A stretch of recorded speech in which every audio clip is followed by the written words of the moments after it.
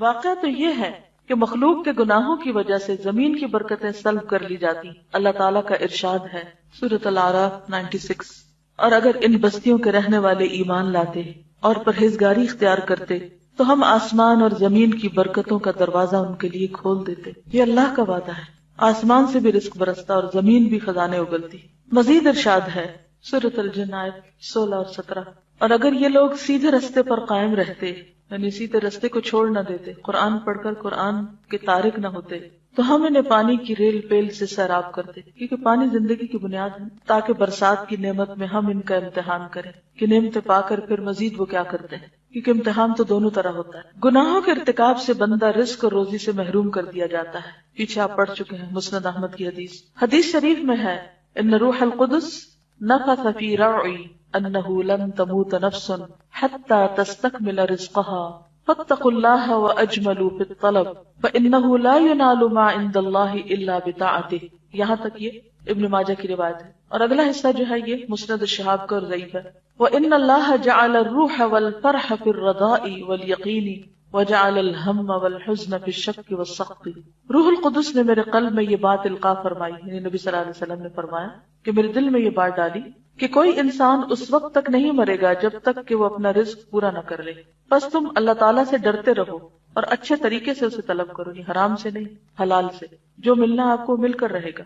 جلد بازی سے حرام کی طرف مت جاؤ، کیونکہ اللہ تعالیٰ سے جو کچھ مل سکتا ہے اس کی اطاعت ہی سے مل سکتا ہے. اور اللہ تعالیٰ نے رحمت اور فرحت اپنی رضامندی اور یقین ہی میں رکھی ہے، شک اور خفگی میں ہم و حزن کے سوا کچھ نہیں. یہ جو آخری حصہ اگرچہ یہ ضعیف روایت ہے، لیکن ویسے اگر اس بات کو دیکھیں تو بات یہ کہ جو بندہ اللہ سے راضی رہتا ہے اللہ تعالیٰ اس کو راضی کر دیتا ہے، اور جو بندہ اللہ سے ناراض ہوتا ہے، جیسے کہ ایک اور حدیث میں آتا ہے، تو اللہ اس سے ناراض ہو جاتا ہے. یعنی غم اور دکھ کے موقع پر اگر انسان یہ کہے کہ میرے ساتھ ہی ایسا کیوں ہوا، تو یہ اللہ سے ناراض ہونا ہے. اللہ بہتر سمجھتا ہے، زیادہ اچھی طرح جانتا ہے کہ کس کو کیا ملنا چاہیے. اور وہ حدیث قدسی جو امام احمد نے کتاب الزہد میں بیان کی ہے، جس سے پہلے بھی آپ ملاحظہ فرما چکے ہیں، انا اللہ اذا رضیت بارکت ولیس ببرکتی منتہا وَإِذَا غَضِبْتُ لَعَنْتُ وَلَعْنَتِي تُدْرِكُ السَّابِعَ مِنَ الْوَلَدِ. کتاب الزہد امام احمد. میں اللہ ہوں، میں راضی ہو جاؤں تو برکت دیتا ہوں اور میری برکت کی کوئی انتہا نہیں، اور جب میں خفا ہوتا ہوں تو لعنت بھیجتا ہوں اور میری لعنت اس کی 7ویں اولاد تک پہنچتی. اور حقیقت یہ ہے رزق اور عمل کی وسعتیں اس کی کثرت اور فراوانی کی وجہ سے نہیں ہیں، عمر کی زیادتی مہینوں اور برسوں کی کثرت کی وجہ سے نہیں. یعنی عمر کا زیادہ ہونا مہینوں اور سالوں کا زیادہ ہونا نہیں، بلکہ رزق و عمر کی کثرت و وسعت یہ ہے کہ اس میں برکت پیدا ہو، تھوڑے وقت میں انسان زیادہ کام کر لے. آپ دیکھیے کہ آج کل ہر شخص کس بات کی شکایت کرتا ہے؟ ٹائم کم، مصروفیت زیادہ ہے، کام ختم ہی نہیں ہوتا. ہم سب کو اس بات کی دعا کرنی چاہیے کہ اللہ تعالیٰ ہمارے وقت میں برکت ڈالے، کاموں میں برکت ڈالے. بندے کی عمر اس کی مدت زندگی ہے. عمر کیا ہے؟ زندگی کی جو مدت، ٹائم پیریڈ. اور جو شخص اللہ تعالیٰ کو چھوڑ کر کسی دوسری جانب مشغول ہو جائے اس کی زندگی کہاں. اس زندگی سے تو چوپایوں کی زندگی اچھی ہے. انسان کی زندگی تو اسی وقت ہے جب اس کا قلب اور روح زندہ ہو. اصل زندگی دل کی زندگی ہے، اور قلب کی زندگی اس وقت ہے جب وہ اپنی خالق کی معرفت حاصل کرے. کیا کرے؟ اللہ کی معرفت، اس سے محبت کرے اور اس کی عبادت کرے اور اسی کی بارگاہ میں رجوع کرے، اسی کی چوکھٹ پہ سر جھکائے، اسی کے ذکر سے طمانینت اور سکون اور اس کے تقرب سے انس حاصل کرے. جس نے یہ زندگی کھو دی اس نے ہر قسم کی خیر و فلاح کھو دی، چاہے اسے کچھ دنیا بھی مل گئی ہو. یعنی دنیا کی زندگی میں اگر اس کے پاس کچھ نعمتیں ہیں بھی اللہ کی نافرمانی کے باوجود تو یہ زیادہ دن کے لیے نہیں ہے، اس لیے اس میں مت کوئی بھولے. لیکن اس زندگی کے عوض تو ساری دنیا میں مل جائے تو ہیچ ہے. ہیچ کا کیا معنی؟ فقیر. بندہ جس چیز کو بھی کھو بیٹھے اس کا عوض اور بدل ممکن ہے، لیکن اللہ تعالیٰ کو کھو بیٹھنے کا کوئی عوض اور بدل ہی نہیں. فقیر اور محتاج بالذات، غنی بالذات کا بدل، عاجز بالذات، قادر بالذات کا عوض اور مردہ زندے کے برابر کیوں کر ہو سکتا ہے؟ فقیر اور محتاج بالذات یعنی جو اپنی ذات میں فقیر ہے، کون؟ انسان. غنی بالذات جو اپنی ذات میں غنی ہے، کون؟ اللہ. کا بدل یعنی اللہ کو کھو کر کسی انسان کو پا لیا تو کیا ملا؟ کیا حاصل ہوا؟ عاجز بالذات کون؟ انسان. قادر بالذات کون؟ اللہ. اور مردہ زندے کے برابر کیوں کر ہو سکتا ہے؟ مخلوق خالق کا بدل کس طرح ہو سکتی ہے کہ انسان اللہ کو بھول جائے اور بندوں کے پیچھے دوڑتا رہے؟ وہ مخلوق جس کا وجود بالذات نہیں، جس کی کوئی چیز بالذات نہیں یعنی ذاتی نہیں. انسان کی کوئی بھی چیز ذاتی نہیں. کیا ہے؟ ادھاری ہے نا، مستعار ہے. کہاں سے لیے؟ اس ذات کے عوض اور بدلے میں کیوں کر لی جا سکتی ہے جس کا غنا بالذات، جس کی حیات، کمال وجود، رحمت سب کچھ بالذات اور لوازمات ذات میں سے ہے. جو شخص ایک ذرے کا بھی مالک نہیں اس ذات کے بدلے میں کیوں کر لایا جا سکتا ہے جو آسمانوں اور زمینوں کی مالک اور مختار ہے. پھر بھی عورتیں کہتی ہیں کہ اللہ کا حکم کیسے مانے، شوہر ناراض ہوتے ہیں تو اللہ کی جگہ شوہر کو لے آئیں نا. کبھی ماں باپ کا بہانا، کبھی کسی اور بڑے کا بہانا. کوئی بھی انسان جس سے ڈر کر کہ اگر میں نے اس کو ناراض کیا تو اس کا نفع مجھے نہیں ملے گا، اس سے ڈر کر اگر آپ اللہ کو ناراض کرتے ہیں تو بہت گھاٹے کا سودا ہے. کوئی بھی انسان جو آپ کو غلط بات کہتا ہے اور آپ اس کی غلط بات میں ہاں ملاتے ہیں اور اس کو راضی کرنے میں اللہ کو ناراض کر جاتے ہیں، کیا حاصل کیا، کیا کمایا، کیا پایا؟ کسی انسان کی خوشی میں، کسی انسان کی خاطر آپ اپنی آخرت برباد کر لیتے ہیں. کیا حاصل کیا؟ ایسا کب ہوتا ہے، کیسے ہوتا ہے؟ ہم انسانوں کو ناراض کیوں نہیں کر سکتے؟ مثلاً آپ دیکھیے کہ اذان ہو چکی مغرب کی، اتنے میں آپ کی دوست کو فون آ جاتا ہے اور وہ کیا چاہتی ہے آپ سے کہ آپ اس سے باتیں کریں چاہے نماز لیٹ ہو جائے، اور آپ اس ڈر سے فون نہیں رکھتے اور نہ اسے بتانے کی جرات کرتے ہیں کہ میری نماز لیٹ ہو رہی ہے، کیونکہ آپ کو یہ ڈر ہے کہ اگر آج میں نے یہ کہا تو آئندہ وہ فون ہی نہیں کرے گی اور دوستی بگڑ جائے گی. کیا کھویا، کیا پایا، کس کو ناراض کر کے کس کو راضی؟ بعض اوقات ہم حکمتوں اور وقتی طور کا عذر لیتے لیتے لیتے اپنی مرضی کر رہے ہو. ٹھیک ہے، تدریج، دوسرے کے ساتھ ڈسکس کرنا اور بڑے فتنے کی بجائے چھوٹے فتنے میں رہنا وہ الگ ہے، لیکن بعض اوقات حقیقت میں ایسا نہیں ہوتا. اصل بات ہی کہ ہم اسٹرگل ہی نہیں کرتے کیونکہ ہم خود بھی اسی پہ راضی ہوتے ہیں جو کوئی اور ہمیں کہہ رہا ہوتا ہے اور ہم اس پہ ڈالنا چاہتے ہیں. یعنی بعض عورتیں شوہر کا صرف بہانہ کرتی ہیں اور شوہر کی بلا کو بھی نہیں پتا ہوتا. یعنی بعض تو واقعی سیویئر کیسز ہیں، اس میں تو انسان کو بعض اوقات کافی مشکل ہوتی ہے، لیکن بعض اوقات ہم صرف مرضی اپنی کرنا چاہتے ہیں اور نام اس کا لگاتے تاکہ کل اللہ کے یہاں وہ پکڑا جائے گا، میری تو چھوٹ ہو جائے گی، میں یہاں بھی چھوٹی وہاں بھی چھوٹی، کیا نفع کا سودا ہے. تو کیا اللہ کو نہیں پتا کہ اصل مشکل کہاں ہے، کس کو دھوکہ دے رہے ہیں؟ کئی دفعہ لوگ غلط کام کرنا چاہتے ہیں جا کے کسی سے فتویٰ لے لیتے ہیں اور اس غریب کو یہ بھی نہیں بتاتے کہ اصل بات کیا ہے. اپنی مرضی کا سوال لکھ کے اپنی مرضی کا جواب لیتے ہیں اور پھر اپنے آپ کو مطمئن کر لیتے ہیں کہ وہ فلاں عالم نے کہا تھا کہ ایسا کر لو، اور پھر کیا کہتے ہیں کہ اب ذمہ داری عالم کی ہوگی، ہماری نہیں، ہم چھوٹ گئے. اور عالم بھی کیوں ایسی بات کر رہا ہے؟ عالم کی بھی پکڑ ہے وہاں جہاں وہ بندوں کو راضی کرنے کے لیے حق چھپا رہا ہے. بنی اسرائیل کے علماء کی کیوں شامت آئی؟ کیا کیا تھا انہوں نے؟ وَتَكْتُمُونَ الْحَقَّ وَأَنْتُمْ تَعْلَمُونَ. اصل بات یہی، ہم اندر سے خود کمزور ہوتے ہیں. جس بات پر آپ 100% کنونسڈ ہوں، یقین ہو آپ کا کہ یہ درست ہے، تو دوسرے کو بتانے میں مشکل ہوتی ہے کبھی، لیکن ایسی بھی نہیں کہ آپ حق کنوے نہ کر سکیں. لیکن اگر ہم خود شیکی ہوں، خود شیکی ہیں، خود کنونسڈ نہیں ہے کسی بات پہ، تو ہم اسے کنوے بھی نہیں کر سکتے. معصیت سے رزق اور عمر کی برکتیں اس لیے سلب ہو جاتی ہیں کہ معصیت اور ارباب معصیت پر شیطان مسلط ہو جاتا ہے اور ان پر اس کی حکومت قائم ہو جاتی. اہل عصیان کے تمام دفاتر اس کے پاس ہوتے ہیں. ظاہر ہے شیطان کا قرب جسے بھی ہوگا اس سے برکت سلب کر لی جائے گی. یہی وجہ ہے کہ کھانے پینے، کپڑے پہننے، سواری، جماع وغیرہ مواقع میں بسم اللہ الرحمن الرحیم کہنا شارع نے مشروع فرمایا ہے، کیونکہ ذکر الہی خیر و برکت کا موجب ہے. اس سے شیطان بھاگتا ہے اور حصول برکت کی راہیں کھل جاتی ہیں. اللہ کی برکت کو کوئی چیز روک نہیں سکتی.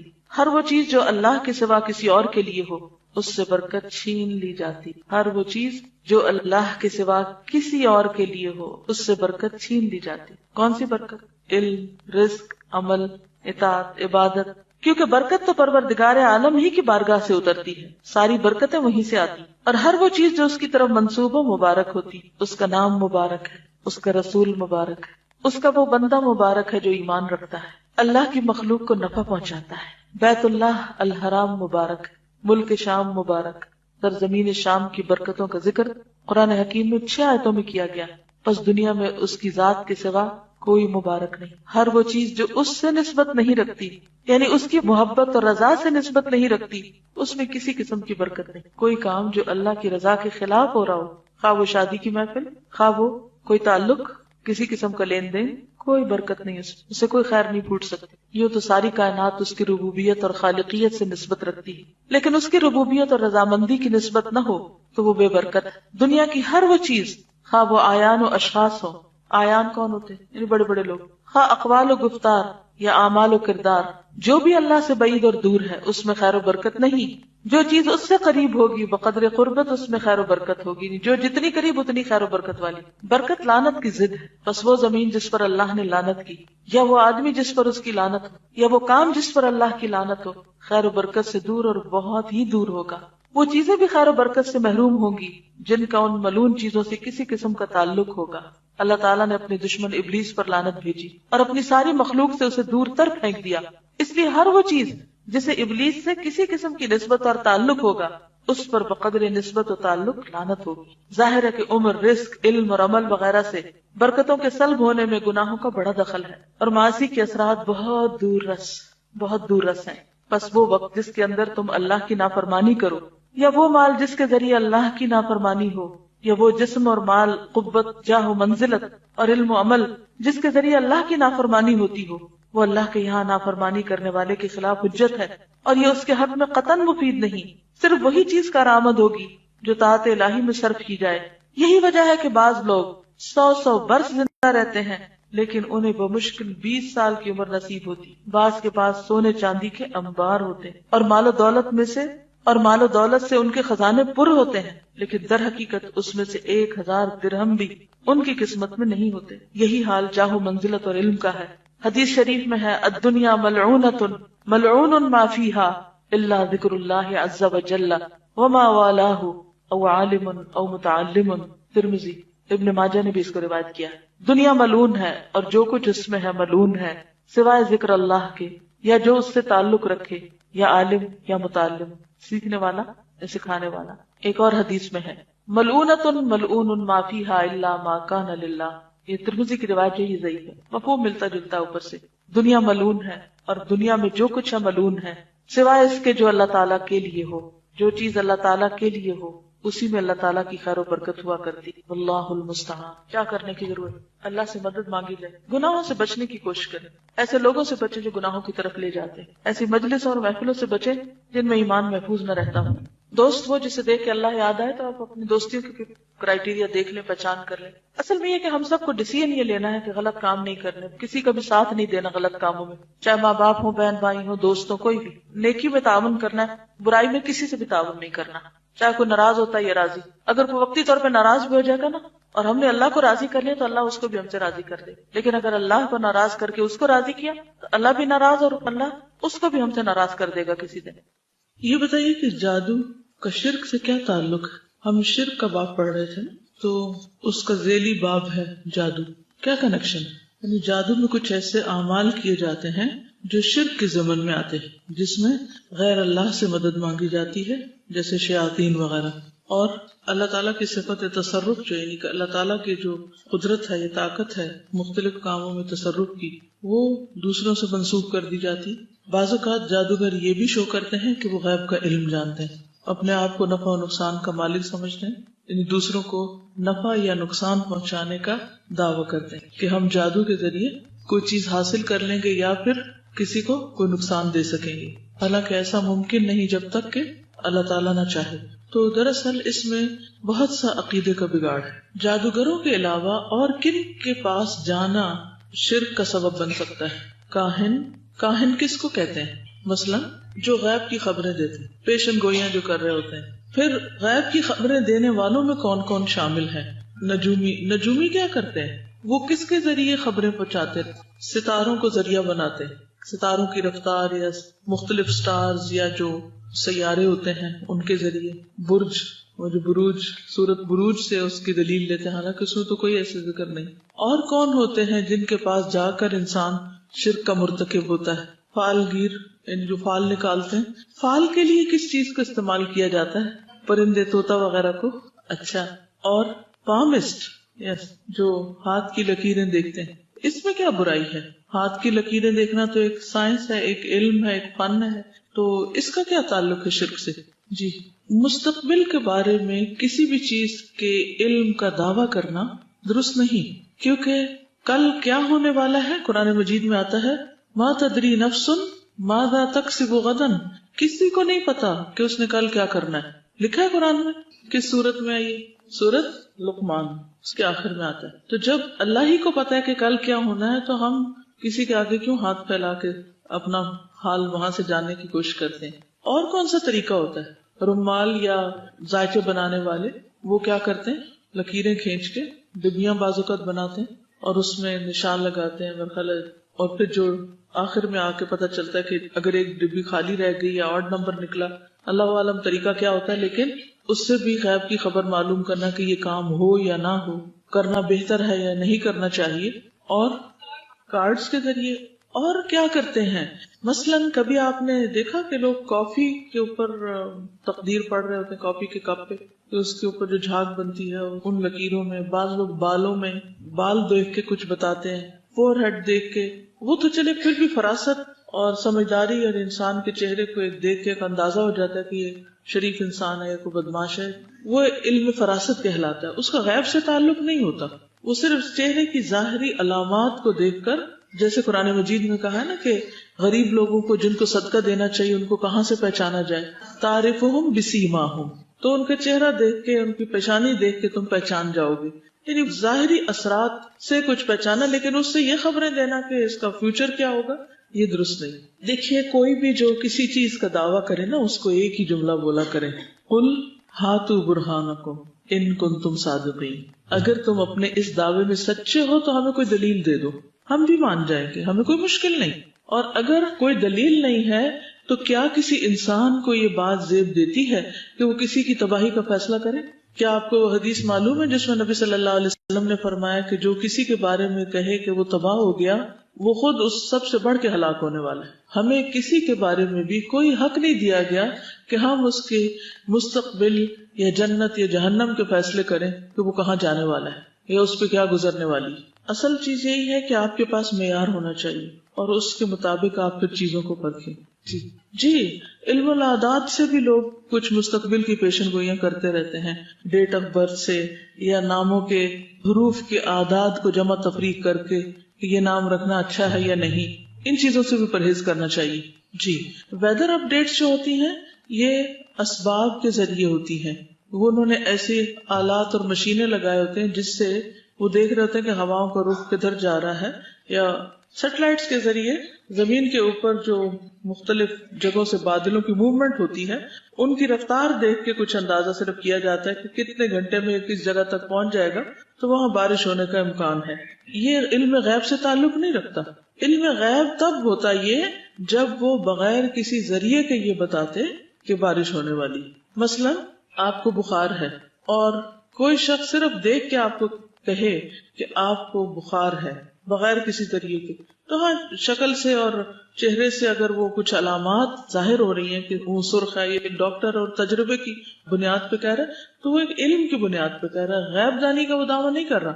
یا وہ تھرمامیٹر لگا کے آپ کو ٹیمپریچر بتا رہا ہے. تھرمامیٹر لگا کے کوئی اگر بتاتا ہے کہ آپ کو یہ بخار ہے یا فلاں بیماری ہے، یا بعض لوگ نبض دیکھ کے بتاتے ہیں، تو وہ جو آپ کی ہارٹ بیٹس ہوتی ہیں یا جسم کے اندر کی گرمی سردی کا جو مزاج ہوتا ہے اس سے بعض بیماریوں کی نشاندہی ہوتی ہے. یہ سب اسباب کے ذریعے ہے. غیب دانی بدون اسباب یا صرف تیر تکے کی بنا پر کوئی بات کہنے کو کہتے ہیں، تو یہ شرک میں نہیں آئے گا. ٹھیک ہے. اسی طرح یہ جو آتا ہے نا قرآن مجید میں کہ کوئی شخص یہ نہیں جانتا کہ کس جگہ مرے گا، کہاں فوت ہوگا، کسی کو نہیں پتا. کئی دفعہ آپ نے دیکھا ہوگا کہ انسان کی موت لکھی ہوتی ہے تو وہ خود بخود وہاں پہنچ جاتا ہے. اور اسی طرح کہ کوئی مادہ کیا جنے گی. اب بغیر آلات کی مدد کے اگر کوئی یہ دعویٰ کرتا ہے تو یہ شرک ہے. لیکن اگر آلات کے ذریعے کوئی چیز معلوم کرتا ہے تو وہ اندازہ درست بھی ہو سکتا ہے اور نہیں بھی ہو سکتا. جیسے ویدر کی پریڈکشن بعض اوقات درست نہیں ہوتی، وہ صرف ایک اندازہ ہوتا ہے اور وہ ایک ذریعے سے ہوتا ہے، ایک مشین کے ذریعے دیکھ کے بتاتے ہیں. جی مثلاً آپ کسی کو دعا دیتے ہیں، یا اللہ اس شخص کو صحیح کر دے، اللہ اس کو صحت دے، اللہ اس کو صحت، یا اللہ اس کو صحت دے. اب ان الفاظ میں کیا ہے؟ دعا ہے نا، لیکن اردو میں بول رہے ہیں، مانگ اللہ ہی سے رہے ہیں. تو کوئی بھی ایسا لفظ جس میں اللہ ہی کو پکارا جائے، چاہے وہ عربی زبان کا لفظ ہو یا غیر عربی کا، اگر اللہ سے مانگ رہے ہیں تو کوئی حرج نہیں ہے اس میں. ٹھیک ہے. پورا اسرار الفاظ نہیں ہونے چاہیے، دعائیہ الفاظ ہو سکتے. تجربے اور مشاہدے کی بنا پر اگر کسی چیز کا ایک احساس ہو رہا ہو تو ایک اور چیز ہے، وہ سبب ہے. اس میں جس چیز کے اندر ایک سبب ہے وہ تو ٹھیک ہے. نیکسٹ آگے شروع کرتے ہیں. درخت، پتھر یا قبر وغیرہ سے برکت حاصل کرنا. کیا آپ میں سے کوئی یہ سمجھتا ہے کہ جہاں کوئی نیک شخص دفن ہو وہاں برکت ہوتی ہے؟ کیا ہم کسی بھی نیک شخص کے بارے میں یہ دعویٰ کر سکتے ہیں کہ وہ واقعی کامیاب ہو گیا؟ اور وہ اپنی قبر کے اندر واقعی جنت کے باغوں میں سے ایک باغ میں ہے، کسی کے بارے میں ہم فیصلہ کر سکتے ہیں؟ ارشاد باری تعالیٰ ہے افرأیتم اللات والعزی ومناۃ الثالثۃ الاخری، اب ذرا تم بتاؤ تم نے کبھی اس لات اور عزا اور تیسری ایک اور دیوی منات کی حقیقت پر غور کیا ہے؟ یہ جو ہم نے پڑھا تھا نا صفات میں شرک، اللہ تعالیٰ کا ایک نام ہے الالہ، تو الالہ سے مؤنث اللات بنایا گیا ہے، تو یہ ایک بت کو نام دے دیا گیا۔ پھر العزا جو ہے یہ العزیز جو صفت ہے اللہ کی اس سے مشابہ، یہ کچھ دیویوں کے نام تھے جو اہل عرب نے رکھے ہوئے تھے۔ سورۃ النجم کی آیت ہے اب ذرا بتاؤ تم نے کبھی اس لات اور عزا اور تیسری ایک اور دیوی منات کی حقیقت پر غور کیا ہے کہ ان کی کیا حقیقت ہے؟ جیسے ہمارے ہاں مختلف بزرگوں کے اصل نام کے علاوہ کچھ نام ان کو دے دیے جاتے ہیں اور وہ صفاتی نام ہوتے ہیں، ان ناموں میں بھی شرک ہوتا ہے۔ مثلا کسی بزرگ کا کوئی صفاتی نام بتائیے، غوث اعظم، ان کا اصل نام کیا تھا؟ عبد القادر جیلانی۔ انہوں نے اپنا نام کیا رکھا ہوا ہے کہ وہ القادر جو اللہ کی صفت ہے ان کے بندے ہیں، اور بندوں نے ان کا نام کیا رکھ دیا کہ وہ سب سے بڑے فریادیں سننے والے، لوگوں کی مشکل آسان کرنے والے۔ تو یہ کیا ہے؟ دراصل صفاتی شرک ہے، صفات میں شرک ہے، اللہ کی صفات میں کسی اور کو شریک کرنا ہے۔ بہرحال لات کے بارے میں علامہ ابن کثیر فرماتے ہیں لات ایک سفید پتھر تھا جس پر خوب نقش و نگار کیا گیا تھا، اس کو ایک مکان میں سجا بنا کر رکھا گیا تھا، اور اس مکان کے ارد گرد ایک بہت بڑی اور مضبوط چار دیواری بنائی گئی تھی جس کو خوبصورت پردوں سے سجایا گیا تھا۔ اس کے باقاعدہ پجاری اور پروہت تھے، یہ اہل ثقیف کا بت تھا، تمام عرب اس پر فخر کیا کرتے تھے۔ دراصل لات نیک شخص تھا، حجاج کرام کو ستو پلایا کرتا، جب فوت ہو گیا تو لوگوں نے اس کی قبر کو اپنے مقاصد کے لیے اختیار کر لیا اور آہستہ آہستہ اس کا بت بنا کر پوجا شروع کر دی۔ جناب رسالت مآب صلی اللہ علیہ وسلم نے سیدنا مغیرہ بن شعبہ رضی اللہ عنہ کو اس کے گرانے کے لیے بھیجا۔ انہوں نے پہلے تو اس کو مسمار کیا، یعنی گرایا، اور پھر آگ لگا کر جلا دیا۔ جس طرح بنو ثقیف نے پتھر اور قبر دونوں کی الوہیت کو مد نظر رکھتے ہوئے ان کی عبادت شروع کر دی تھی، یعنی پتھر اور قبر کو الہ بنا رکھا تھا۔ اسی طرح آج کل لوگ قبروں پر بڑے بڑے کتبے اور اونچی قبریں بھی بنا لیتے ہیں اور وہاں عبادت شروع کر دیتے ہیں۔ اور جیسے یہ انہوں نے کیا ہوا تھا نا کہ اس کو سجایا ہوا تھا اور پھر پردے لٹکائے ہوئے تھے اور بہت اہتمام کیا ہوا تھا اور لوگ اس سے بہت محبت کرتے تھے اس جگہ سے۔ پھر اسی طرح العزا کے بارے میں علامہ ابن جریر یوں لکھتے ہیں عزا ایک درخت تھا جس کو چار دیواری میں گھیر لیا گیا تھا، اس کو بہت خوبصورت پردوں سے مزین کیا گیا تھا۔ یہ درخت مکہ مکرمہ اور طائف کے درمیان ایک وادی نخلا میں تھا۔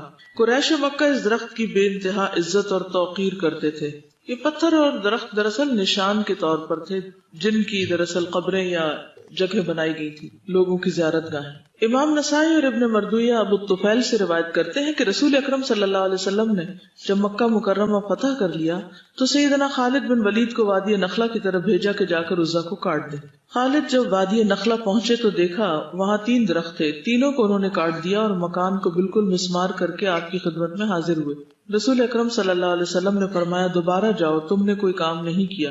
سیدنا خالد دوبارہ وہاں پہنچے تو عزا کے پجاریوں نے انہیں دیکھتے ہی پہاڑ کی پناہ لی اور یا عزا کے نعرے بلند کرنے لگے۔ سیدنا خالد اس مقام کے قریب گئے تو کیا دیکھتے ہیں کہ ایک عورت بالکل برہنہ حالت میں ہے، ننگی ہے، اس کے بال بکھرے ہوئے ہیں اور مٹی اٹھا اٹھا کر اپنے سر پہ ڈال رہی۔ سیدنا خالد تلوار کے وار سے اس کا کام تمام کر دیا۔ رسول اکرم صلی اللہ علیہ وسلم کی خدمت میں حاضر ہو کر تمام واقعہ بیان کیا۔ آپ صلی اللہ علیہ وسلم نے فرمایا وہی عورت عزا تھی۔ یہی صورتحال یا اس سے بھی بڑھ کر آج کل اولیاء کی قبروں اور مزاروں پر دکھائی دیتی ہے۔ قبروں مزاروں پر رنگ برنگی پٹیاں، کپڑے، چادریں، چراغاں، عجیب و غریب کرامات کی نسبت اور بجائے عبرت کی جگہ ہونے کے اسے زیارت گاہ میں تبدیل کرنے کا عمل، یہ سب سرگرمیاں بظاہر خوبصورت مگر شرک کا باب کھول کر اس میں داخل کرنے والی۔ منات مکہ اور مدینہ منورہ کے درمیان قدید نامی علاقے میں یا قدید نامی علاقہ میں ایک جگہ مشلل ہے، یہاں منات دیوی کا بت نصب تھا۔ خزاع، اوس اور خزرج تینوں قبیلوں کا یہ مشترک بت تھا۔ یہ تینوں قبیلے اس کی بے حد تعظیم و توقیر کرتے تھے، حتیٰ کہ حج کے لیے احرام بھی یہی سے باندھا کرتے۔ یہاں مشرکین آ کر بطور تبرک جانور ذبح کرتے اور خون گراتے اور بہاتے۔ فتح مکہ کے سال رسول اللہ صلی اللہ علیہ وسلم نے حضرت علی کو اس کو گرانے کے لیے بھیجا، چنانچہ انہوں نے اسے منہدم کر دیا۔ عن ابی واقد اللیثی قال خرجنا مع رسول اللہ صلی اللہ علیہ وسلم الى حنین ونحن حدثاء عہد بکفر وللمشرکین السدرہ یعکفون عندها وینوطون بها اسلحتهم يقال لها ذات انواط فمررنا بالسدرہ فقلنا یا رسول اللہ صلی اللہ علیہ وسلم اجعل لنا ذات انواط كما لهم ذات انواط فقال رسول اللہ صلی اللہ علیہ وسلم اللہ اکبر انها السنن قلتم والذی نفسی بیدی كما قالت بنو اسرائیل لموسى اجعل لنا الہا كما لهم آلہہ قال انکم قوم تجہلون لترکبن سنن من کان قبلکم. ترمذی. ابو واقد اللیثی بیان کرتے ہیں کہ ہم جنگ حنین کے موقع پر رسول اللہ صلی اللہ علیہ وسلم کے ساتھ مقام حنین کی طرف جا رہے تھے. ہمارا زمانہ کفر ابھی نیا نیا گزرا تھا. راستے میں ایک جگہ بیری کا درخت آیا جس کو ذات انوات کہا جاتا تھا. مشرکین اس درخت کے پاس بیٹھنا باعث برکت خیال کرتے تھے اور اپنے ہتھیار بھی اس پر لٹکاتے تھے. ابو واقد فرماتے ہیں کہ چلتے چلتے ہم ایک بیری کے درخت کے پاس سے گزرے تو ہم نے آپ سے عرض کی یا رسول اللہ صلی اللہ علیہ وسلم جیسے ان مشرکین کے لیے ذات انوات ہے ہمارے لیے بھی ایک ذات انوات مقرر کر دیجئے. رسول اللہ صلی اللہ علیہ وسلم نے یہ سن کر اللہ اکبر کہا اور فرمایا بخدا تم بالکل وہی بات کہہ رہے ہو جو بنی اسرائیل نے حضرت موسیٰ سے کہی تھی کہ ہمارے لیے کوئی ایسا معبود بنا دیں جیسے ان لوگوں کے معبود ہیں. تو موسیٰ علیہ السلام نے فرمایا تم بڑی نادانی کی باتیں کرتے ہو. پھر فرمایا تم بھی اگلی امتوں کے طریقہ کار پر چلو گے، یعنی جیسے پہلے قوموں نے یہ کام کی تم بھی کرو. لات و منات کے پجاری ان کی عزت اور توقیر کرتے تھے اور یہ اعتقاد رکھتے تھے کہ ان کے پاس آ کر جانوروں کو ذبح کرنا باعث برکت ہے. ان کے پاس آ کر دعائیں مانگتے اور ان سے امداد چاہتے تھے. اپنی حوائج کی تکمیل کے لیے ان پر اعتماد اور بھروسہ کرتے تھے، ان سے برکت اور سفارش کی امید رکھتے تھے. کیا صالحین کی قبروں پر جا کر تبرک حاصل کرنا جس طرح کے لات و منات کے پجاری کرتے تھے، درختوں اور پتھروں سے برکت حاصل کرنا جیسے عزا اور منات کے پرستاروں کا شیوا تھا، یکساں نوعیت کا شرک نہیں. جو شخص اس دور میں آج کل میں صالحین کی قبروں سے اسی طرح کی توقعات رکھتا ہے یا کسی درخت اور پتھر کی توقیر کرتا ہے یعنی عزت کرتا ہے، ان سے مدد کا طالب ہوتا ہے، وہ بھی گویا مشرکین عرب کا سا عمل کرتا ہے. چنانچہ شجر و حجر یا کسی قبر سے تبرک حاصل کرنے کی نسبت سے دل کو ان کی طرف جھکانا شرک فی العبادات کے زمرے میں آ جاتا ہے، جس سے اپنے آپ کو بچانا ضروری ہے.